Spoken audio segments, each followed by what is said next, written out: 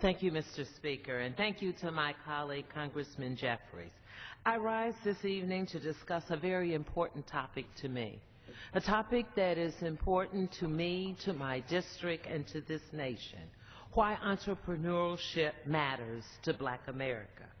This week we celebrate National Small Business Week, which gives us a chance to collectively recognize small businesses and the impact they have and have had on our local communities and the nation. Tonight you will hear a lot about African Americans who started from humble means, African Americans who had great ideas and decided that they wanted to open a beauty shop, a barber shop, maybe a bakery, or like my husband's family, a family restaurant. We'll hear the stories of how they became millionaires and billionaires. We've heard about Madam C.J. Walker, who started with a small idea and became the first African-American female millionaire. And then we all know about the young lady in the state next to mine that grew up and wanted to be a radio announcer. And probably 50-some years ago, she had no idea that she'd be one of America's billionaires, and that's Oprah Winfrey. So today is so important to us, not only as members of the Congressional Black Caucus, but it's important to us as a nation that we recognize those who spur the economy. So often we think that it is the large industrial operations that make up the businesses in this wonderful country.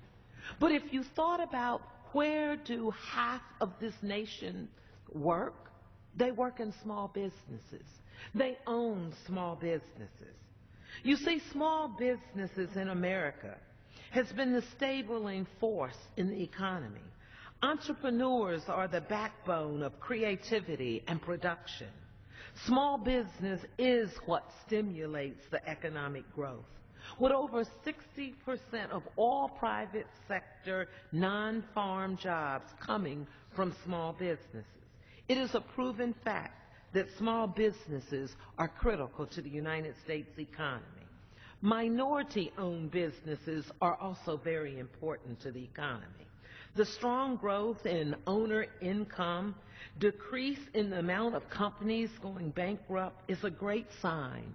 Self-employment figures are also growing in this nation. As a matter of fact, in the last year alone, small businesses created nearly 700,000 jobs, accounting for 40% of employment gains across companies of all sizes. You see, I know firsthand the value of being a small business owner because for the past 20 years, I have been a small business owner.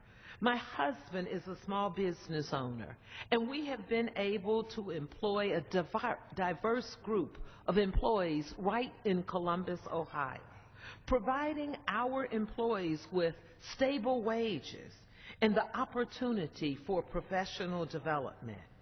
And for minority communities, small businesses are often the primary economic drivers by employing those who are seniors, those who are unemployed, those who live right in the neighborhood or have had some financial or workforce development challenges.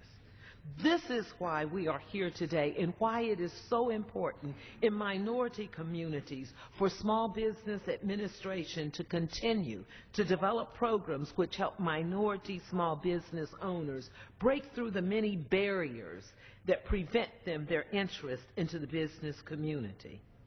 But more can be done and more should be done to help support minority businesses because in addition to the many economic benefits they provide, small businesses also foster innovation, entrepreneurship, and creativity. As a member of the Financial Services Committee, I was pleased to learn that tucked within that broad package of financial industry reforms contained in the Dodd-Frank Wall Street Reform and the Consumer Protection Act law is a provision that mandates that each covered governmental agency establish an Office of Minority and Women Inclusion. The Office of Minority and Women Inclusion Directors must develop and implement standards and procedures to ensure to the maximum extent possible the fair and inclusion utilization of minorities, women, and minority and women-owned businesses in all business activities of all levels in the agencies, including procurement, insurance, and all other types of contracts. So what I've decided to do is to host a roundtable discussion with small and minority women-owned businesses through the leadership of our ranking member on financial services, Congresswoman Maxine Waters.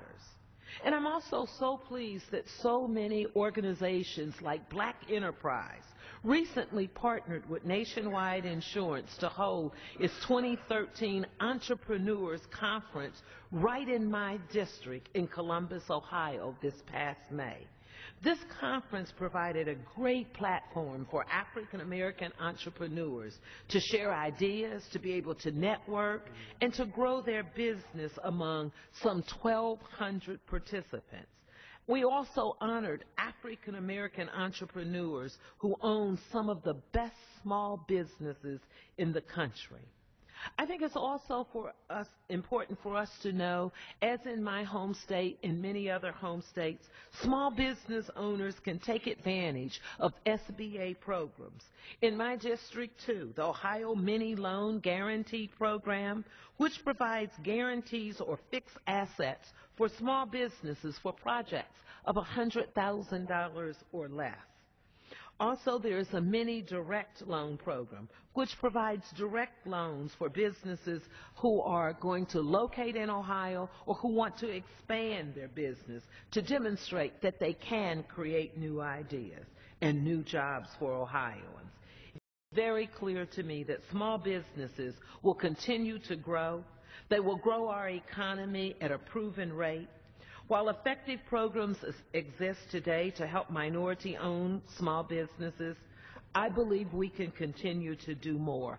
I believe that's why my colleagues are here today, allowing us the opportunity to come and tell our stories because it educates the public. It makes a difference, and that's why I am here. And I thank you so very much for allowing me the opportunity to come and talk about small businesses, and more importantly, to talk about small businesses that are owned by women and that are owned by African Americans, because we're making a difference. Thank you, and I yield back. Well, I thank the distinguished